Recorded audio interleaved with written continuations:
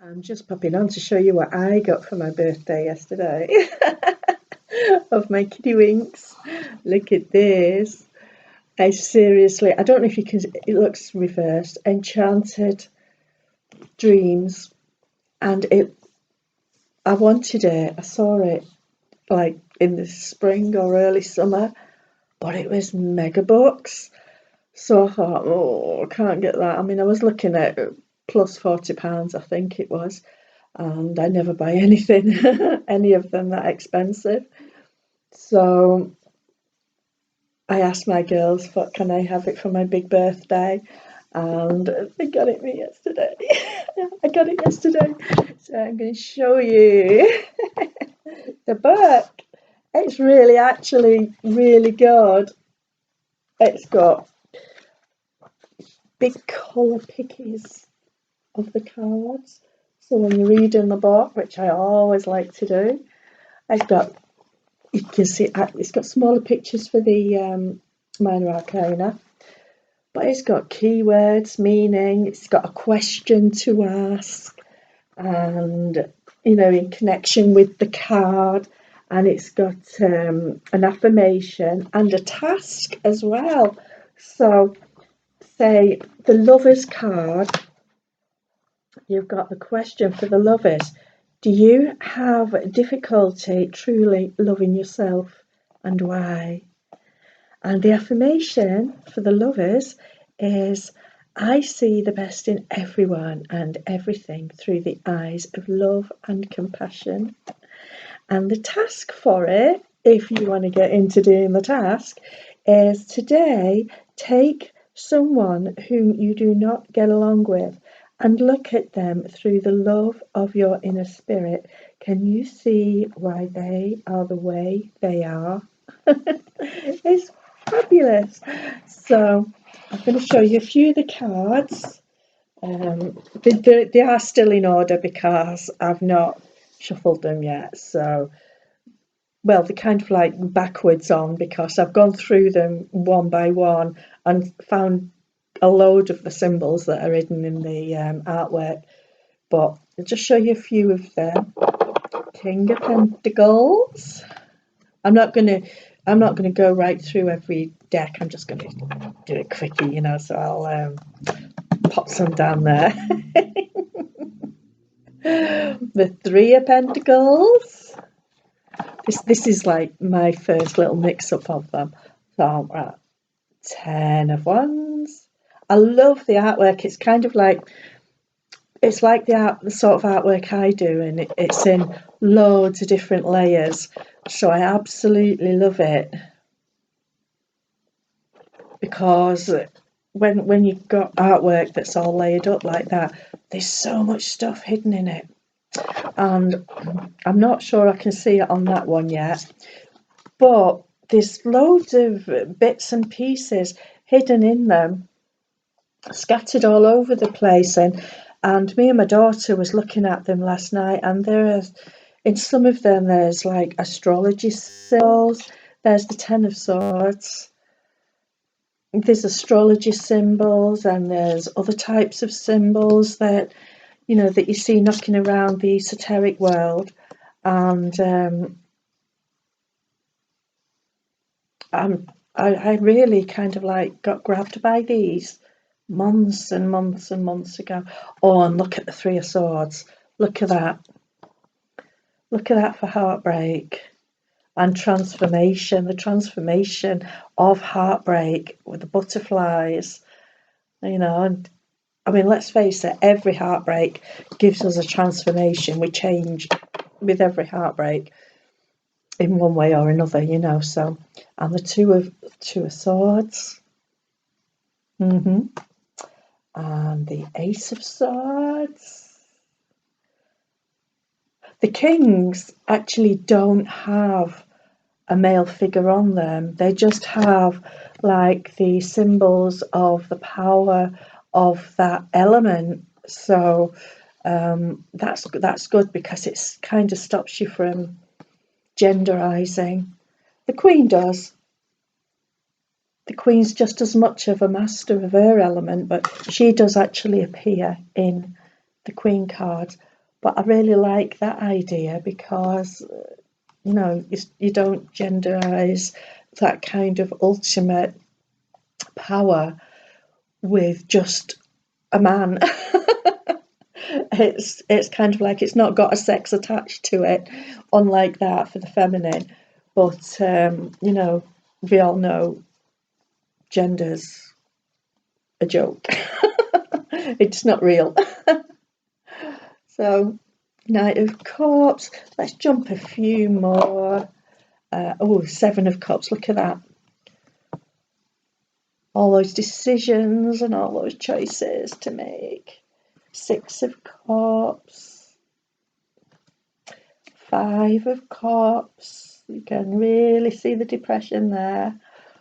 I don't know if I gave you long enough to see that, but you can see, you know, like the girl there, the depression, but you can see the angel guide, guardian, spirit guide behind her, probably saying, come on, look, open your eyes and just look around and see something that you're grateful for, because that's what will pick your spirit up.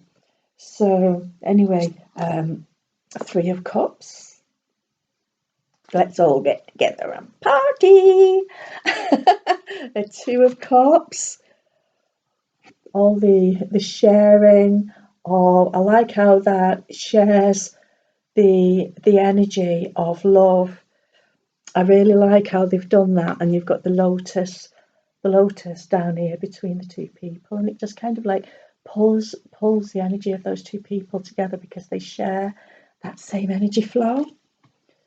And oh, that, you know, that's got the dragonfly right in the middle of the Grail cup, the cup of love.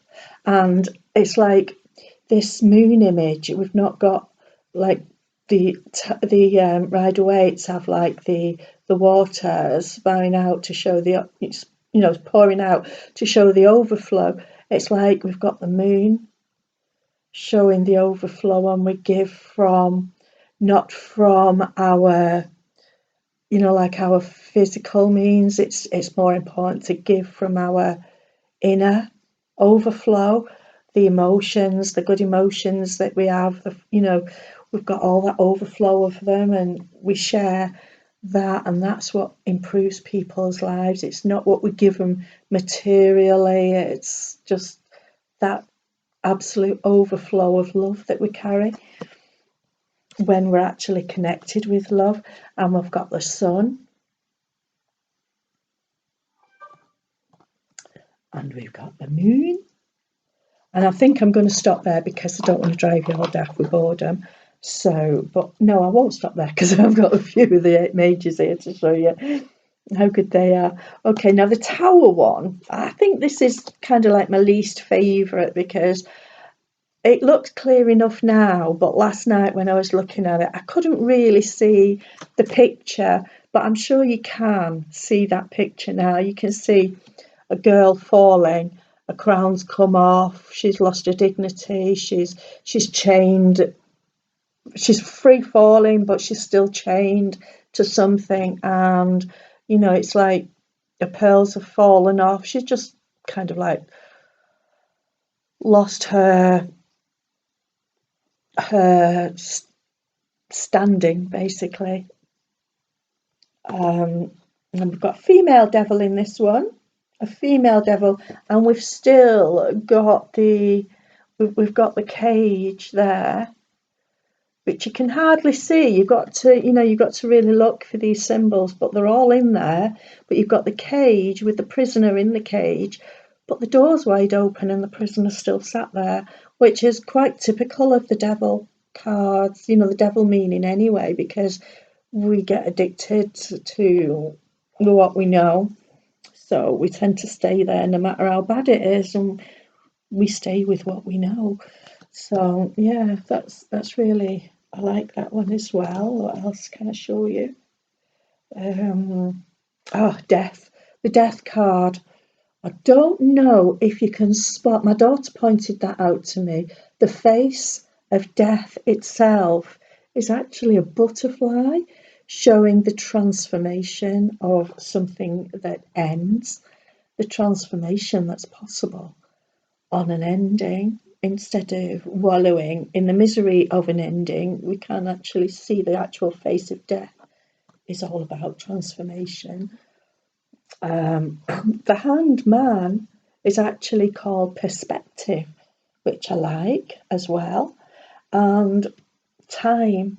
And it's like, even, like when you're waiting to find something out, or to hear about something, or to discover something, or to do anything, you're just hanging around. That actually gives you the space and the time, as in the space-time continuum, to actually look at everything from a different perspective. And I've got to say, I'm really chuffed with this deck. So, very deep. It's got loads and loads of symbols. It's absolutely loaded with them. You can, if you sit and just gaze into the card, you can see all sorts.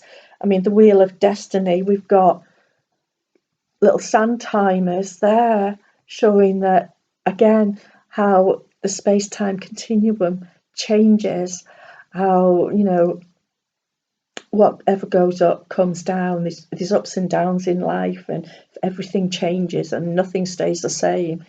And there's just so many symbols in it, in the whole of the deck. So right, I'm up to 11 minutes now, but I'm just going to show you the Fool.